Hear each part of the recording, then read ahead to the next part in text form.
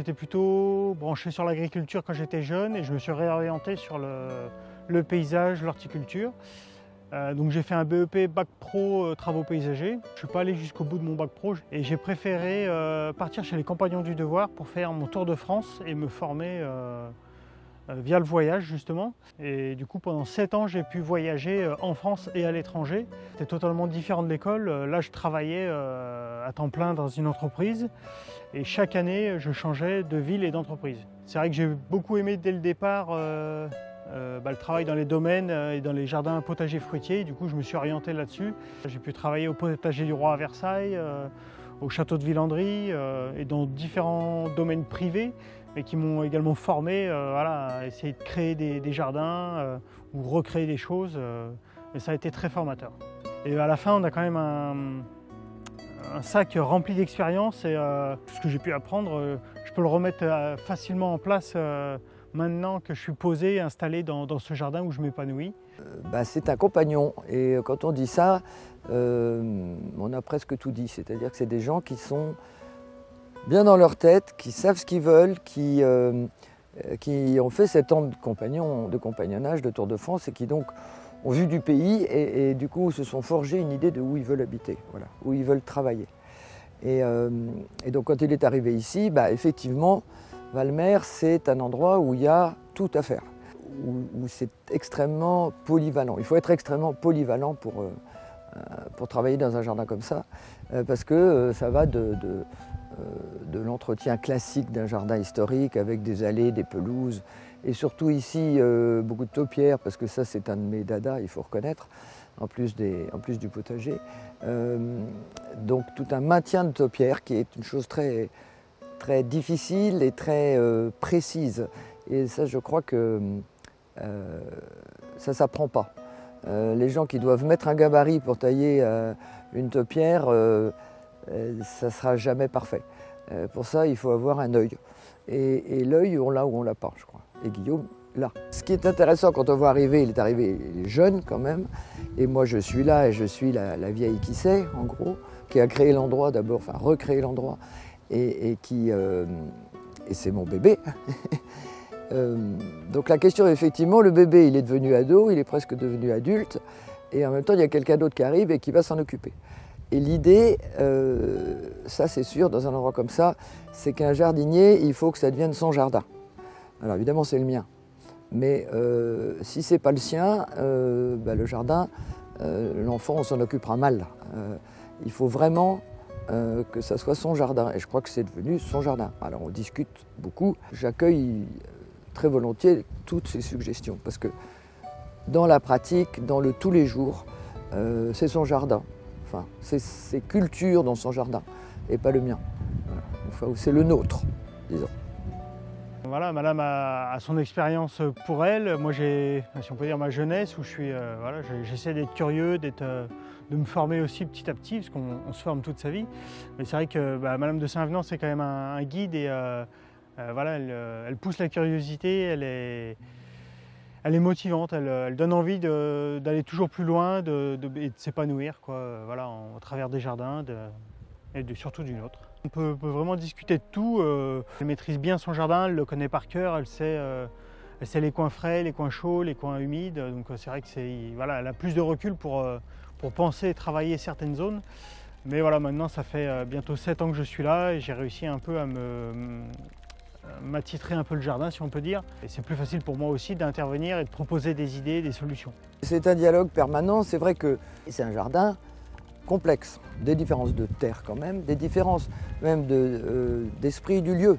Je veux dire, la terrasse des Fontaines Florentines, ça n'a pas du tout la même terre, la même orientation et la même façon d'être traité que les douves ou que le potager. Donc il y a énormément de différents lieux à prendre en compte. Et ça aussi, il faut s'adapter à chaque lieu. Et après ça, c'est aussi une discussion qu'on a ensemble, parce qu'évidemment, j'ai mes idées, quelquefois très arrêtées, quelquefois moins arrêtées, mais quelquefois très arrêtées en disant là, c'est dans les douves, c'est un mur plein sud, donc il faut telle et telle plante. Et donc là aussi, c'est une question de discussion et quelquefois on n'est pas d'accord. Et puis en général, on finit par être d'accord parce que de toute façon, il n'y a pas moyen d'être autrement. Et ça, c'est, je crois aussi une des qualités de Guillaume, c'est qu'il s'adapte. Il s'adapte au lieu et au jardin, et il s'adapte aussi quelquefois à ce que je veux. C'est peut-être pas forcément le plus facile, mais voilà, c'est toujours un échange en fait. Et des suggestions de part et d'autre. Et c'est ça qui est intéressant à vrai dire, parce que si c'était juste voilà, on fait comme ça, ça serait pas rigolo. Alors j'ai plutôt carte blanche sur mon travail et j'essaie de répondre à ses attentes avec mes choix du coup, avec les légumes ou les végétaux que je vais choisir, mais toujours pour correspondre à son idée de jardin. Je sais qu'elle par exemple elle n'aime pas les floraisons jaunes. Donc on en a toujours un tout petit peu parce que voilà, on ne peut pas éviter le jaune au jardin, mais voilà, il y a des fois des végétaux que j'aimerais mettre et qu'elle voilà, elle ne va pas aimer du tout, donc elle me dit bon ça, si on peut l'oublier, le remplacer, voilà, je préférerais quoi. Après c'est pareil, dans mon plan de culture au niveau du potager, elle va me dire voilà, je trouve qu'il n'y a pas assez de ça ou il y a trop de ça, et du coup elle va me demander de changer des choses, et des fois elle va me dire tiens, j'ai trouvé telle graine ou telle variété, on pourrait mettre ça. J'ai trouvé un mouton à 5 pattes sur un marché, ça pourrait être sympa de le mettre. Voilà, on s'apporte des idées mutuellement et on essaye de faire un travail collégial pour la beauté du jardin. Voilà, là il faut aussi avoir une réflexion, un gros travail sur la fleur. Qu'est-ce qu'on veut faire, à quelle hauteur, quelle couleur. Voilà, ça c'est pareil, c'est souvent un sujet qu'on évoque avec Madame de Saint-Venant, parce qu'elle a des couleurs qu'elle aime particulièrement, le violet, le blanc, le rose. Donc voilà, on essaie de travailler là-dessus avec des hauteurs aussi, des formes, ne pas avoir la même floraison que l'année passée. Et des fois il peut y avoir des thématiques aussi. Je sais qu'une fois, alors voilà, malgré qu'elle n'aime pas le jaune, je sais que je crois que c'est ça, le pape venait en France dans la région et elle avait fait une floraison jaune et blanc, voilà, en rapport avec la religion et du coup le pape. Donc voilà, on essaie de se trouver des thématiques, ça peut être on joue beaucoup aussi, on a des penchants vu qu'on est aussi vigneron avec un vignoble de 36 hectares. On essaie d'avoir des penchants des fois dans les variétés qu'on trouve avec le raisin, avec la vigne. Voilà, moi je me suis amusé, j'ai trouvé un haricot par exemple qui s'appelle haricot la vigneronne, voilà, ou des pommiers qui s'appellent grosses et petites piquettes. Voilà, on s'amuse avec des petites choses, mais voilà, donc le potager, les fruitiers, et le côté ornemental. Voilà, donc on a aussi un verger donc qui est à l'extérieur du potager, mais le potager est aussi cerné et entouré de pommiers et de poiriers en espalier et contre-espalier. Voilà, avec le réchauffement climatique, on essaye, on a mis des aziminiers, des grenadiers à fruits ce coup-ci, donc pour manger et pour faire du jus. Voilà, on se permet de tester, on va remettre des abricots mais qui sont plutôt tardifs en floraison, pour pas qu'ils prennent les dernières gelées du mois d'avril-mai. Voilà, c'est pareil, c'est une gestion, on réfléchit par rapport à notre climat, notre environnement, et ce qui marche pas, et ce qui s'est passé dans les années précédentes. Il y a une recherche, voilà, même moi c'est vrai que c'est quelque chose je m'amuse vraiment l'hiver à chercher des originalités, des choses qu'on ne voit pas ailleurs, qui sont méconnues et qui arrivent peut-être fraîchement parce que voilà, le climat le permet maintenant. On peut avoir des choses qui résistent plus à la chaleur, tout ça.